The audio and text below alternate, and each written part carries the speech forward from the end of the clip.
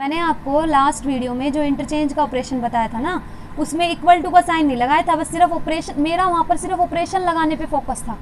तो वहाँ पर आप एक चीज़ से कंफ्यूज मत हो जाना, क्योंकि मैंने आपको जब शुरू किया था, शुरुआत में बताया था कि जब इंटरचेंज होता है रो या कॉलम में तो माइनस का साइन ज़रूर आता है, ठीक है ना। एक इंटरचेंज के लिए एक बार माइनस आएगा बाहर, तो ये चीज़ तो उसमें भी है। तो ये मत सोचना मैम ने इसके बारे में कुछ डिस्कस ही नहीं किया, लास्ट वीडियो में तो कुछ बोला ही नहीं। वो इसलिए क्योंकि वो अंडरस्टूड है, आपको पता है, वो मैंने बता चुकी हूँ वो मैं पहले। यहाँ पर सिर्फ मेरा ऑपरेशन की तरफ फोकस था कि दो रो को इंटरचेंज करते कैसे हैं। ये साइन तो आएगा ही आएगा, ठीक है ना। जब भी इंटरचेंज वाला ऑपरेशन लगता है ना, तो एक इंटरचेंज के लिए एक माइनस साइन बाहर आता है। ये मैंने आपको शुरू में ही बता दिया था, तो आपको कंफ्यूज नहीं होना है कि मैम ने बताया क्यों नहीं, क्योंकि मेरा जो फोकस था वो सिर्फ इस पर था। और वहाँ मैंने इक्वल टू का साइन भी नहीं लगाया था, यहाँ इक्वल टू लगाया है कि इक्वल टू लगाते ही माइनस आएगा, मतलब ये वाला जो डिटर्मिनेंट है ना, ये इसके इक्वल है, ये दोनों डिटर्मिनेंट इक्वल है अगर आप माइनस लगा देते हो तो, ठीक है ना। मैंने वहाँ इक्वल नहीं लगाया था, वहाँ सिर्फ आपको ऑपरेशन लगाना बताया था ऐसे। यहाँ इक्वल लगाया है तो इसलिए माइनस ज़रूर लिखना है, ठीक है। चाहे वो कॉलम इंटरचेंज करो या रो इंटरचेंज, एक इंटरचेंज के लिए एक माइनस साइन हमेशा बाहर आएगा। तो ये चीज़ तो अंडरस्टूड है, तो इसमें कन्फ्यूज़ नहीं होना है आपको। 2.2 एक्सरसाइज, इसमें एक रिमार्क मैं नोट करा रही हूँ आपको। ये जो मैंने ये हैज़ बना के लिखा है, ये रिमार्क है। ये आपको फॉर्मूला पता होगा कि ए स्क्वायर माइनस बी स्क्वायर क्या होता है, ए माइनस बी ए प्लस बी। जिस बच्चे को नहीं पता है इसको नोट कर लो, ठीक है। ए बी की जगह कुछ और भी हो सकता है, P square minus Q square भी हो सकता है, तो उससे कोई फर्क नहीं पड़ता। ये X square minus Y square भी हो सकता है। अगर X square minus Y square होगा तो क्या हो जाएगा, X minus Y X plus Y. तो ये इंपॉर्टेंट फॉर्मूला है, ये आपके यूज़ होगा बहुत सारे क्वेश्चंस में, इसको याद रखना है आपको, ठीक है। जिसको नहीं पता उन स्टूडेंट्स को। अब क्वेश्चन नंबर 8 का फर्स्ट पार्ट मैं आपको यहाँ पर सोल्व करके दिखा रही हूँ, ठीक है। 1-1 वाले आपको सबसे पहले 1-1 वाले क्वेश्चन ही ट्राई करने, बाकी को छोड़ दो अभी, ठीक है। पहले 1-1 वाले ट्राई करो, क्योंकि मैंने उसका कॉन्सेप्ट आपको बता दिया है। अब ये 1-1 वाला क्वेश्चन है हमारा, क्वेश्चन नंबर 8 का फर्स्ट पार्ट। ये डिटर्मिनेंट दे रखा है और हमें प्रूव करना है ये डिटर्मिनेंट 0 आएगा, ठीक है। तो मैंने आपको बताया था जो 1-1 देखना है रो में है कॉलम में है, चाहे वो किसी में भी हो, फर्स्ट में हो, सेकंड में हो, थर्ड में, उससे कोई फर्क नहीं पड़ता। अब यहाँ देखा मैंने 1-1 है और किस में है, कॉलम में है, ठीक है। कोई से भी कॉलम में हो चाहिए, कोई प्रॉब्लम नहीं है उससे। 1-1 दिख रहा है मुझे और वो भी कॉलम में, तो कौन सा ऑपरेशन लगेगा, रो ऑपरेशन। और कौन सा, ये वाला मैंने बताया था आपको, R1 पे लगेगा R1 माइनस R2 और R2 पे लगेगा R2 माइनस R3। हमेशा ये दो ऑपरेशन लगेंगे, तो लगा दो। पहले हम ये पहले वाला लगा देते हैं, R1 वाला, R1 माइनस R2, ठीक है। तो R1 पे लगा रहे हो तो R2 और R3 तो सेम ही रहेंगे, चेंज नहीं होंगे। R2 और R3, R2 और R3 पता है ना, सेकेंड रो और थर्ड रो।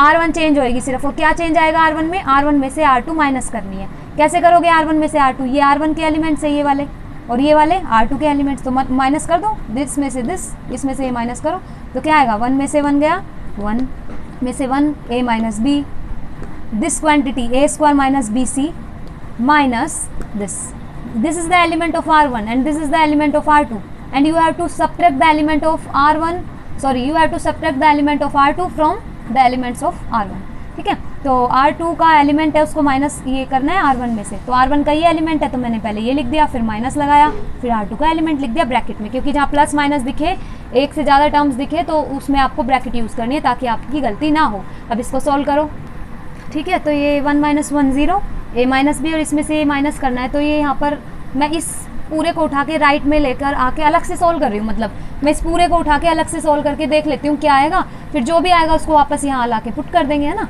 अलग से कर सकते हो ना सोल्व, इस पूरी क्वांटिटी को उठा के अलग से सोल्व करके देख लिया हमने क्या आएगा, फिर यहीं रख देंगे ला के। वरना बार बार डिटर्मिनेंट लिखते जाओ, सोल्व करते जाओ, बहुत बड़ा हो जाएगा। तो इसको सोल्व करके डायरेक्ट आप लिख दो क्या आएगा यहाँ पर, ठीक है। तो मैंने इस पूरे को उठाया, देखो a square minus B C मैंने लिखा है यहाँ, a square minus B C, फिर ये माइनस का साइन है ना, तो अंदर के साइन चेंज होंगे, तो ये क्या बन जाएगा, माइनस का बी स्क्वायर, और ये माइनस माइनस प्लस, तो ये यहाँ पर आ जाएगा a square minus B C minus B square plus c a. देखो a square minus B C minus B square plus c a, पता है ना कैसे आया ये, minus B square plus c a. अब देखो यहाँ पर क्या करना है आपको, मेरे को ये दिख रहा है a square minus B square दिख रहा है, ऐसा बहुत जगह आपको दिखेगा, डिटर्मिनेंट में बहुत सारी चीज़ों में दिखेगा। यहाँ पर जितने भी डिटर्मिनेंट सोल्व करोगे आप, बहुत सारी जगह पे आपको ये चीज़ें दिखाई देगी। तो a square minus B square को पास पास लिख लिया मैंने, है ना, इन दोनों को एक साथ लिख लिया, लिख सकते हैं ना, कोई फर्क नहीं पड़ता, साइन के साथ उठा लो बस। a स्क्वायर का प्लस साइन था मैंने उठाया, बी स्क्वायर का साइन क्या है आगे देखते हैं हमेशा, बी स्क्वायर का साइन है माइनस का, तो मैंने इस पूरे को उठा लिया यहाँ पर, यहाँ लिख दिया माइनस बी स्क्वायर, और ये सी ए तो मेरा यही था प्लस का सी ए, और इसको उठा के मतलब टर्म्स को मैनिपुलेट इधर उधर लिखा है बस, और कुछ नहीं किया, टर्म्स को इधर उधर उठा के लिखा है बस, वो अपनी सुविधा के लिए, अपने फ़ायदे के लिए ऐसा तो कर सकते हैं मैथमेटिक्स में। टर्म्स को तो इधर उधर लिख सकते हैं। जैसे मान लो आपने लिखा 3 + 4 + 5 + 6, तो आप इसको 6 को यहाँ आगे लिखना चाहते हो, मान लो मैं ऐसे लिखना चाहती हूँ +6 लिखना चाहती हूँ, यहाँ प्लस लगाना, क्या फ़र्क पड़ता है उससे, आगे पीछे लिख लो, लेकिन साइन का ध्यान रखना है, जिसका जो साइन है उसके साथ उस चीज़ को उठा के रखो, ठीक है।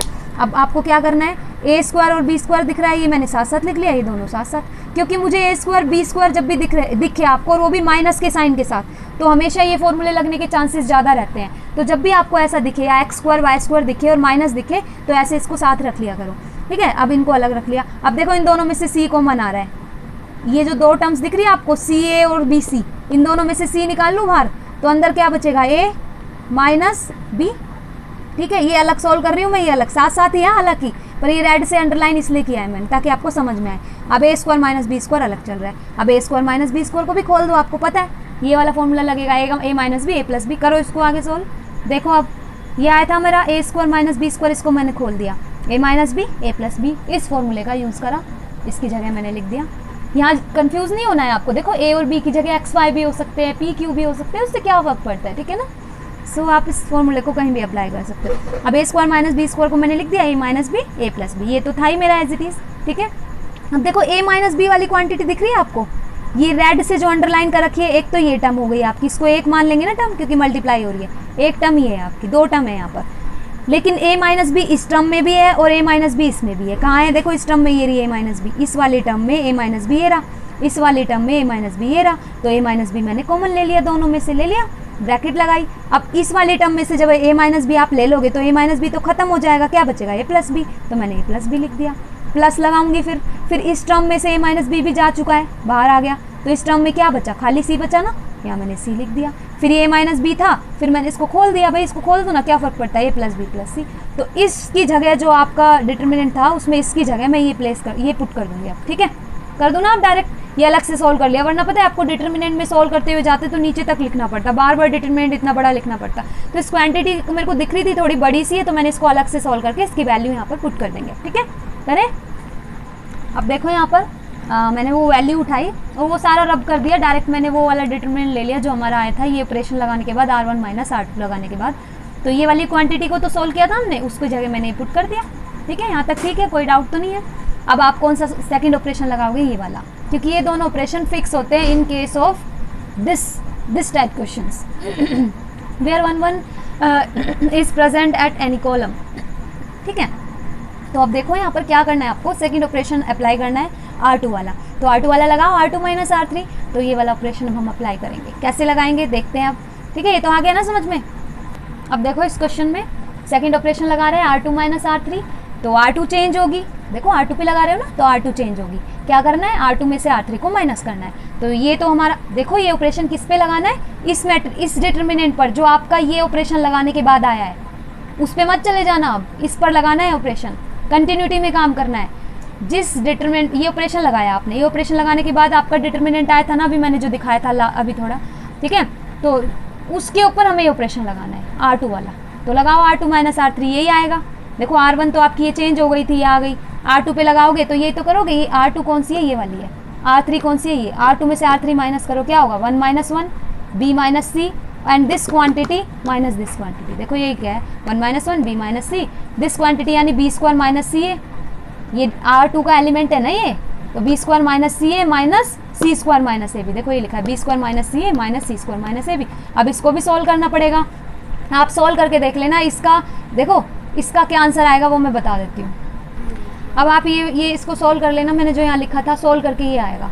वैसे पता है ये मैंने सॉल्व नहीं करा है, बिना सॉल्व करे मैंने आइडिया लगाया कि ये क्वांटिटी थोड़ी सिमिलर सी थी ना, तो यहाँ आया, ठीक है, तो ये कैसे मैंने आइडिया लगाया है यहाँ से वैसे, लेकिन आपको सॉल्व करना है, आइडिया नहीं लगाना है, ठीक है, तो आपको ये सॉल्व करना है, यही आएगी क्वांटिटी, ठीक है। ये मैंने यहाँ से देख लिया क्योंकि ये a और b था, क्योंकि एक सीरीज़ में है ना, सब साइक्लिक में चल रहा है, a b c, a² - b², b² - c a, c² - a b, तो यहाँ से थोड़ा आइडिया लगा लिया, लेकिन मैंने सॉल्व भी करके देखा है अपने प्रूफ के लिए, तो आइडिया नहीं चलेगा यहाँ, आपका आइडिया गलत भी हो सकता है, ठीक है, तो आइडिया गलत भी हो सकता है, इसलिए इसको सॉल्व करके ये आएगा, ठीक है।